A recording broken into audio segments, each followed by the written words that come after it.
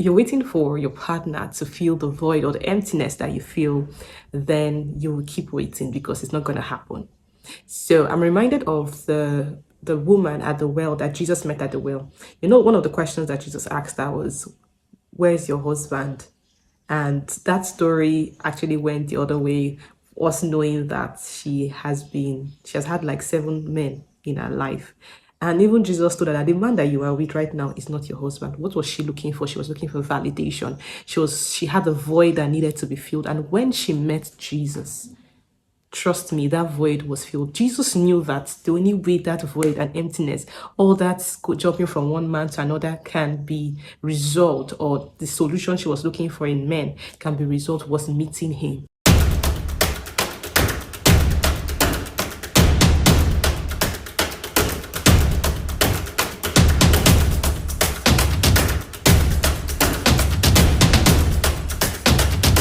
Hey guys, welcome to my YouTube channel. I'm super excited to be back again. Like, I've missed doing long videos.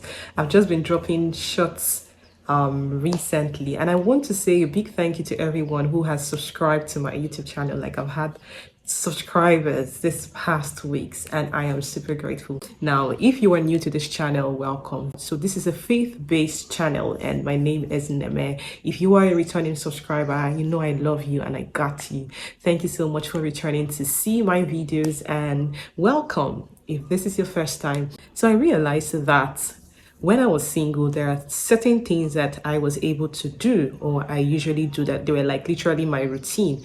And now that I have gotten married, it just feels like a struggle for me to keep up with these things, especially as a Christian. I'm going to be talking about singles generally, 5 things you need to know as a single woman. That sound you're hearing is coming from outside, so please ignore any noise you hear in my background. So I want to talk about 5 things you need to know as a single woman or a single man. I've used 2 minutes. There's one bird that wants to enter my house, God I beg. Anyways, I've used 2 minutes to do introduction, so let's get right to it. So the first thing you need to know as a single lady or as a single guy is that you are in a season and you are in a journey, and you have to enjoy the season. Like, own it. Don't get carried away with the waiting period that you are in. Don't get carried away with the fact that, oh, it's taking forever for me to meet the Mr. Right, or it's taking forever for me to meet the woman of my dreams. But you need to enjoy this phase. Like, I'm talking from the angle of someone that's already married. So this is your season where it's just you alone. So enjoy it. Enjoy everything that God is doing for you this season, because the time will come where you will look back and say, I just miss my single moments. I miss being single. Enjoy the season, embrace it. Like, go for fun trips, take vacations, just do things, just have fun, enjoy the process, enjoy every process that God is taking you through this time. Like I said, this is a Christian channel, so definitely God is going to be involved in a lot of our conversations. So enjoy the season, enjoy the process. Don't get in a hurry, don't be in a hurry to leave this season. Trust me, enjoy it. Number 2 thing is, you must come to know that there is no man that actually can satisfy you. Most single people think that, oh, I'm lonely now, I'm alone, and when I get married, that void, that emptiness that I feel would be filled. Let me bust your bubbles. It's not gonna work. If you're waiting for your partner to feel the void or the emptiness that you feel, then you will keep waiting because it's not gonna happen. So I'm reminded of the woman at the well that Jesus met at the well. You know, one of the questions that Jesus asked her was, "Where's your husband?" And that story actually went the other way, us knowing that she has had like 7 men in her life. And even Jesus told her that the man that you are with right now is not your husband. What was she looking for? She was looking for validation. She had a void that needed to be filled. And when she met Jesus, trust me, that void was filled. Jesus knew that the only way that void and emptiness, all that jumping from one man to another can be resolved, or the solution she was looking for in men can be resolved, was meeting him. So I need you to know, as a single person now, if you have any emptiness, any void in your heart, and you feel that I'm not happy, I'm not excited because I don't have a man in my life, and I feel that when I have a man or I have a woman in my life, that emptiness will be filled. Then I'm just here to tell you that when you get to meet that person, even though he's the perfect person for you, he's not going to fill that void. And I think it's actually unfair for us to get married and put a lot of pressure on the person that we're married to or the person that we're in a relationship with to fill the void in our hearts. Remember that this person is also a human, and also coming with his baggage or her baggage, and also need some validation and feeling from you. So it's just going to be unfair for us to put that pressure on people to fill that void in our heart. So I want to tell you today that you are a single person and you're thinking that when you get married, that loneliness that you are feeling will go away.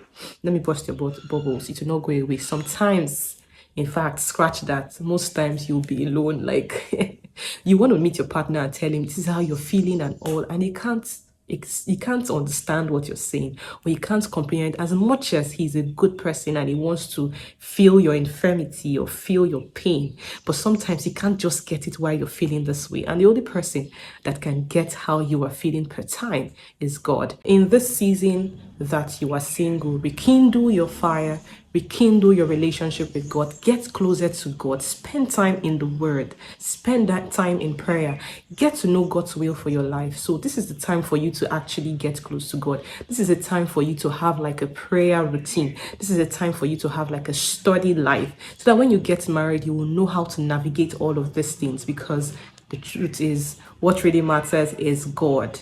You need God in every area of your life, even in that marriage, even in your relationship, you need God. So as a single person, you need to be conscious and intentional about what you're doing in your singlehood, in your single life. I don't even know whether it's singleness or singlehood, but you got it. So you need to pay attention to what you're doing. Your singlehood is a moment for you to grab every opportunity you have and grow. It's a moment for you to multiply. It's a moment for you to find out what God's purpose is for your life. So do not miss it. Don't get so carried away with the fact that, God, I have waited so long for the right person to come and he is not coming. But get so busy multiplying what God has given you. Get so busy grabbing every opportunity you have to grow, because what you are doing is actually you are building capacity that will be needed in the future. Forget about marriage and every other thing, but generally you need to build capacity. Like I always say, there is more to you than being married. There's more to you than just getting married, finishing school, getting a job, and the next thing is to get married. There is more to you than that. I don't believe that God just created us. Yes, as women, we're created to be a helpmate, but there is more to us than just being a wife and being a mother. God wants us to live our lives to the fullest. God wants us to fulfill purpose. And one of the ways that we can do that is to be at the center of God's will for our lives. And one of the ways that we can do that is to invest, now that you are single, in every opportunity. Invest in your purpose. Invest in everything that God has called you to be. Invest in your life. Don't just enter somebody's house and be a liability. So let me go to my next point, which is fall in love with yourself. This is key as a single person. You need to fall in love with yourself. See, if you fall in love with yourself, there's some things that you will not take from a partner or from a spouse. There's some things that your partner would do. You would say, I deserve more. I deserve more, because you know yourself, because you are falling in love with yourself. So you need to fall in love with yourself, fall in love with who you are, fall in love with what makes you you, fall in love with the person that God has ordained you to be. If you are in love with yourself, it will be easy for somebody to love you. It will be easy for you to receive the love of another person. So as a single person, learn to fall in love with yourself. Ask yourself, what makes me unique? And celebrate yourself for that. That is one of the things you need to do. Celebrate yourself for who you are. When you fall in love with who you are, it will be easy for you to place some value on you. And it will be easy for you to also see how worthy that you are. When you place value on yourself, it will be easy for somebody or your partner to meet up with that value that you have placed on yourself. There's some things that you will not take. There's some rubbish that will happen to you that you cannot even take, because you love yourself and you know that I love myself too much for me to go through this thing, for me to be in this toxic relationship. That is why it is important for you to fall in love with yourself. Another thing you need to know as a single person is that God has a plan for your life. This is the time for you to find out God's plan for your life. The truth is that when you get married, there are a lot of things that are filling your head. How to take care of your spouse, how to take care of your children if children starts coming immediately, how to navigate all this marriage life and all of that. So you want to find out exactly what God's will for your life is.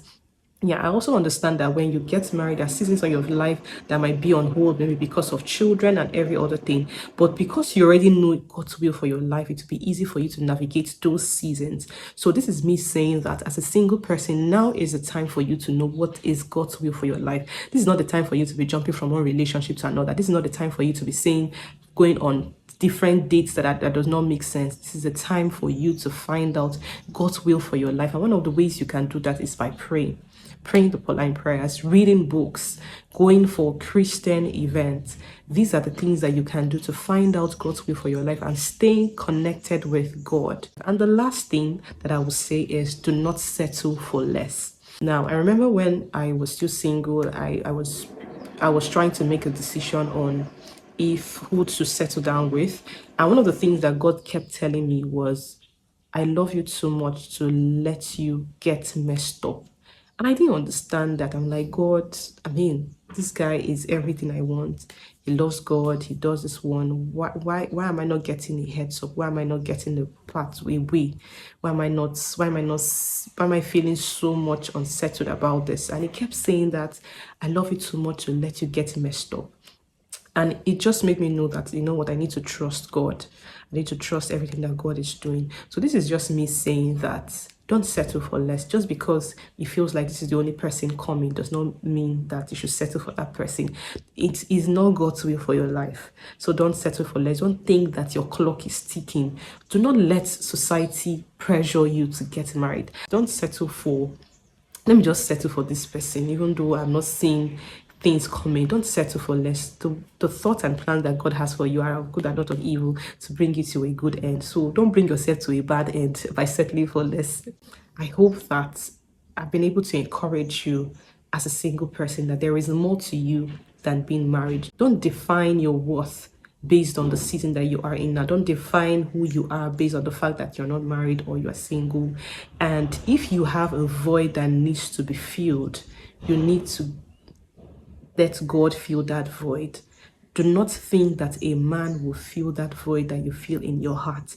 It is God that can only fill that void, and let him do his work in you before you settle for the person that he has for you. This is the time for you to embrace all that God is doing for you. This is a time for you to embrace every opportunity that comes your way. Remember, opportunities don't pause, they pass. So every opportunity that comes your way, this is a time for you to embrace it. Anyways, by the way, I'm talking about good opportunities. This is the time for you to embrace it. This is the time for you to multiply what God has given you. This is a time for you to invest in yourself. I know you hear this over and over again, but I just want to remind you again. All right, thank you so much for watching this video till the end. Don't forget to subscribe to this channel, subscribe, like, comment, and share to somebody. All right, I'll see you in my next video. Bye.